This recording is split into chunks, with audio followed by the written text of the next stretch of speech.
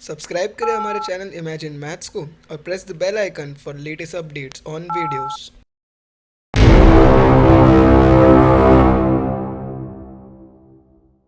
Hello economicians, मेरा नाम है गौरव। तो चलिए शुरू करते हैं। तो आज का जो हमारा टॉपिक है वो है इंपॉर्टेंस ऑफ मैक्रो इकोनॉमिक्स। तो देखते हैं इंपॉर्टेंस ऑफ मैक्रो इकोनॉमिक्स में क्या क्या सब पॉइंट्स आते हैं। तो जो पहला सब पॉइंट है वो है फंक्शनिंग ऑफ एन इकोनॉमी। तो फंक्शनिंग ऑफ एन इकोनॉमी में क्या दिया है कि जो माइक्रो इकोनॉमिक है वो एनालाइज करके हमें एक आइडिया देता है कि किस तरह से हमारा इकोनॉमिक सिस्टम जो है वो फंक्शन कर रहा है। वो हमें हेल्प भी करता है। कौन? माइक्रो इकोनॉमिक्स हमें हेल्प भी करता है to understand the behaviour pattern. तो अलग अलग बिहेवियर पैटर्न्स एग्रीगेट वेरिएबल्स के ऊपर जो भी हो रहा है तो वो उसके लिए भी हमें हेल्प करता है उस पर स्टडी करके। जो सेकंड पॉइंट है वो है इकोनॉमिक फ्लक्चुएशंस। तो यहाँ पर फ्लक्चुएशंस का मतलब क्या होता है? फ्लक्चुएशन मतलब बढ़ना या फिर घटना। जिस तरह शेयर मार्केट में जो प्राइस होता है शेयर का वो बढ़ता है और घटता है, उसी तरह इकोनॉमी में भी होता है। तो यहाँ पर मैक्रो इकोनॉमिक्स जो है वो हमें हेल्प करता है। किस तरह से हेल्प करता है? वो फ्लक्चुएशंस पे एनालाइज करता है कि क्या क्या फ्लक्चुएशंस हो रहे हैं नेशनल इनकम में या फिर हमारे एम्प्लॉयमेंट में, कि किस तरह से अनएम्प्लॉयमेंट बढ़ रहा है। तो एक बार अगर हमें पता चल जाएगा कि क्यों ये फ्लक्चुएशन, क्या कॉजेज है, क्या रीजंस है, जिसकी मदद से हम लोग क्या कर सकते हैं, उसे कंट्रोल या फिर रिड्यूस कर सकते हैं। अब जो थर्ड पॉइंट है वो है नेशनल इनकम। तो यहाँ पर नेशनल इनकम क्या है? तो मैक्रो इकोनॉमिक्स जो है वो स्टडी करता है नेशनल इनकम में, और ये बहुत ही इंपॉर्टेंट रोल निभाता है। क्यों ये इंपॉर्टेंट रोल निभाता है? क्योंकि बिना नेशनल इनकम के ऊपर स्टडी किए बिना हमें पता ही नहीं चलेगा कि हमें कौन से करेक्ट इकोनॉमिक पॉलिसीज को रन कराना है सुधार लाने के लिए। तो यहाँ पर नेशनल इनकम को स्टडी करना बहुत ही इंपॉर्टेंट हो जाता है। जो नेक्स्ट पॉइंट है वो है इकोनॉमिक डेवलपमेंट। तो यहाँ पर इकोनॉमिक डेवलपमेंट में मैक्रो इकोनॉमिक्स किस तरह से हेल्प करता है? मैक्रो इकोनॉमिक्स एडवांस स्टडी करके हमें अंडरस्टैंड करवाता है कि क्यों ये डेवलपिंग कंट्रीज में अलग अलग टाइप के प्रॉब्लम्स आ रहे हैं डेवलपमेंट को लेके, जिस तरह की पॉवर्टी, फिर inequalities of income and wealth, और difference in standards of living अलग अलग पीपल्स के।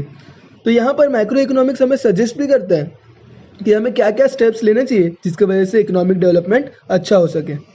तो जो नेक्स्ट पॉइंट है वो है परफॉर्मेंस ऑफ एन इकोनॉमी। तो क्या होता है परफॉर्मेंस ऑफ एन इकोनॉमी?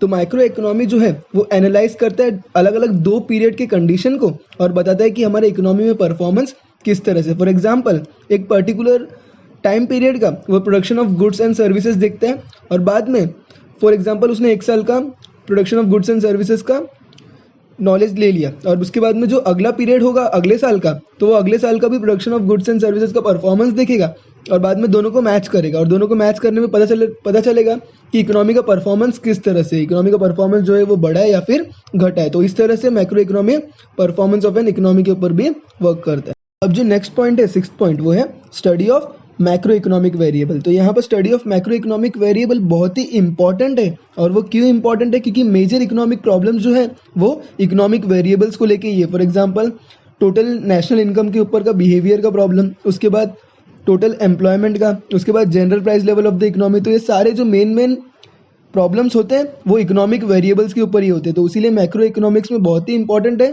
कि मैक्रो इकोनॉमिक वेरिएबल्स के ऊपर स्टडी करना। तो इसीलिए study of macro economic variable जो है बहुत ही इंपॉर्टेंट है।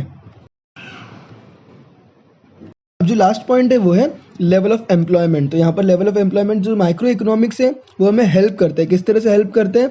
कि वो हमें लेवल ऑफ एम्प्लॉयमेंट बताता है और इकोनॉमी का आउटपुट क्या है वो भी बताता है। पर वो किस तरह से एनालाइज करता है लेवल ऑफ एम्प्लॉयमेंट? एग्रीगेटली वो कलेक्शंस में उसके ऊपर स्टडी करता है और हमें बताता है कि पूरे कंट्री में एग्रीगेट एम्प्लॉयमेंट किस तरह से, अगर वो कम होगा तो उसके ऊपर स्टडी करने के बाद उसे बढ़ाने के लिए वो कोशिश करता है। कौन? मैक्रो इकोनॉमिक्स हमें हेल्प करता है। तो ये है लेवल ऑफ एम्प्लॉयमेंट।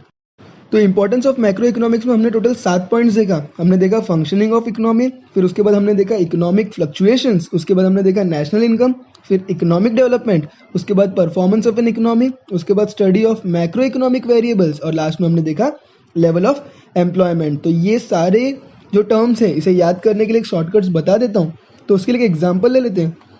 तो एक बिजनेसमैन था, तो 2 पार्टनर्स थे। तो यहाँ पर 2 पार्टनर्स थे, एक का नाम था फ्रेडरिक और एक दूसरे का नाम था वो था लक्ष्मण। तो ये जो पार्टनर्स थे इन्होंने एक कंपनी स्टार्ट किया, और वो कंपनी किसके ऊपर था? पेन्स के ऊपर था। तो जब उन्होंने कंपनी स्टार्ट किया तो उस बिजनेस का, उस कंपनी का नाम भी रखना पड़ा। तो इन्होंने उस कंपनी का नाम क्या रखा? वही हमारा शॉर्टकट होगा। तो उस कंपनी का नाम था एफएल पेन्स। तो देखते हैं एफएल पेन्स में जो एफ का मतलब है, जो फर्स्ट वाला वो है फंक्शनिंग ऑफ एन इकोनॉमी, उसके बाद एल जो है वो है लेवल ऑफ एम्प्लॉयमेंट, उसके बाद पी तो P for performance of an economy, उसके बाद ई जो है वो दो टाइम्स है, एक बार है इकोनॉमिक फ्लक्चुएशंस के लिए और एक बार है इकोनॉमिक डेवलपमेंट के लिए। उसके बाद जो एन है वो है नेशनल इनकम और जो लास्ट में एस है वो है study of macro economic variables. तो अगर वीडियो पसंद आया तो वीडियो को लाइक करो, शेयर करो और हमारे चैनल को सब्सक्राइब करो। Thank you.